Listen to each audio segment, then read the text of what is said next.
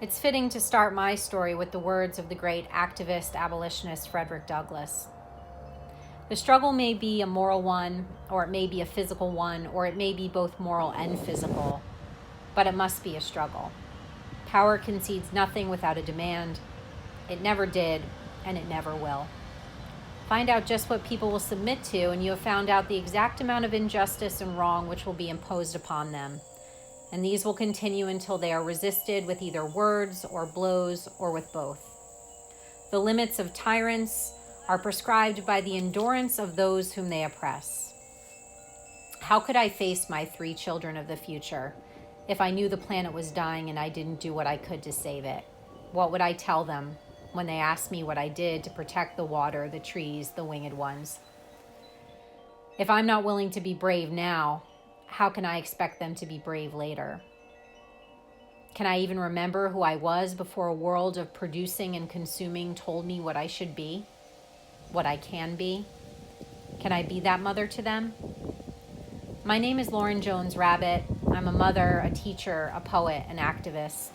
And these are some of the questions that shape the energy behind my climate activism. The standing in the streets Friday after Friday, these last 7 months, in cold, wind, sun, and rain.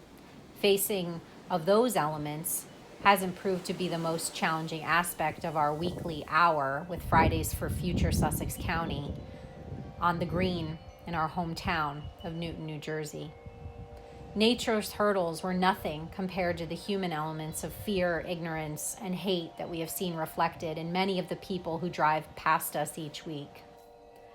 Before coronavirus, Fridays from 11 to 12 brought with them the hard work of contacting and convincing others to join us, organizing, mentally preparing ourselves for what it takes to bring awareness about the threats of climate change to a community that is nationally known for certain local and state political leaders who support racist and xenophobic ideologies, some of whom publicly reject and deny science and fail to see the connections between environmental degradation and people suffering.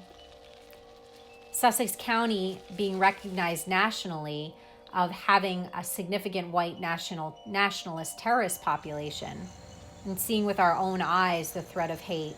Swastikas graffitied on a local diner, the Confederate flag hung in the garages and on the cars, tattooed on the very bodies of our neighbors, reflected in actual people in our community, has both strengthened our commitment to raising awareness about climate change, kind of a, hey, these are the facts and we're not going away until you see them attitude, and the reality of coping with the actual hateful gestures, words, and even spit spewed from the mouths of people in vehicles as they speed by. Also, ever present in our Fridays for Future strikes are the faces of those who won't look at us, who ignore our presence as if to say, if I don't look at you, don't read your signs, this isn't happening. This notion that a problem isn't real if it isn't happening to you personally, if it can be ignored, saved for another day, is a sickness for many in our society, as is the current attacks on truth that we have increasingly witnessed since the 2016 election. Recognizing how the personal affects the political, how the local affects the global, how injustice, trauma, and suffering at the individual level is connected to larger social, economic, and power constructs and institutions is not new to me. The interconnections of oppression, how the lockstep of those with wealth and power work to exploit the earth, people, for resources is not new to me. Seeing how those on the periphery, the margins of society and influence, suffer the most is not new to me. My own father left when I was a small child. I was forced to spend time with many different families and individuals when my mother took a job as a flight attendant. When I wasn't flying with her all over the world, I was often an outsider in someone else's home, observing the mechanisms of their families. As kind and loving as so many of these other mothers, fathers, and siblings were to me, I was never one of them. The same was true when my stepfather came onto the scene. As loving as his parents and family were to me, it was clear, even as the years brought me 3 brothers, that I would always be on the outside of belonging. Luckily, this vantage point, this small epistemological privilege, lent me great space of vision for relating my experience, my own suffering, to the larger societal frameworks that impact so many. In young adulthood, I knew that I would heal generational trauma, create a family, a place where all knew they belonged. I also vowed to work for those on the margins whenever I could, be a voice against injustice and suffering in its many forms, even at the cost of relationships with my families of origin.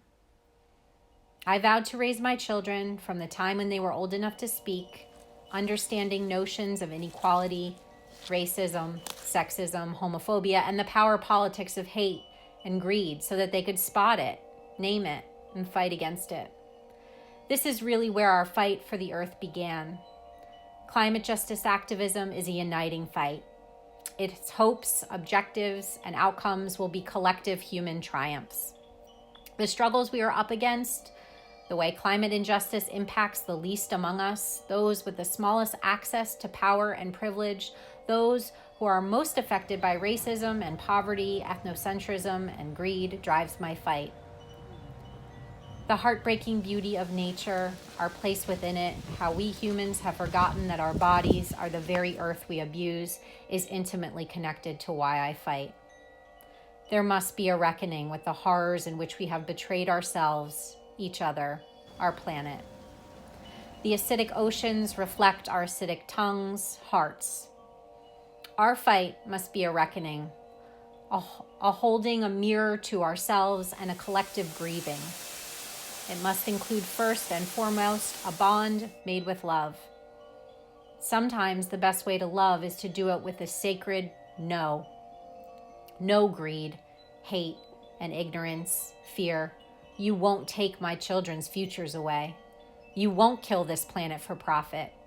You won't lie your way out of this problem. Love is the right action. That love often looks like and takes the form of struggle.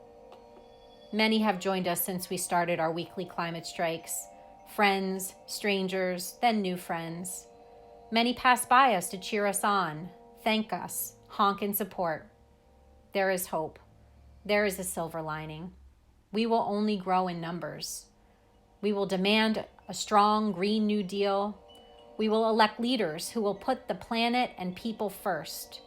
We will honor this land we live on, this air we breathe, this water we are made of. My name is Lauren Jones-Rabbitt, and I'm a mother, teacher, poet, activist. With my work and my art, my life, my body, I will love this planet, knock at every doubting door. I will fight for her. She is our only home. Now is the only time.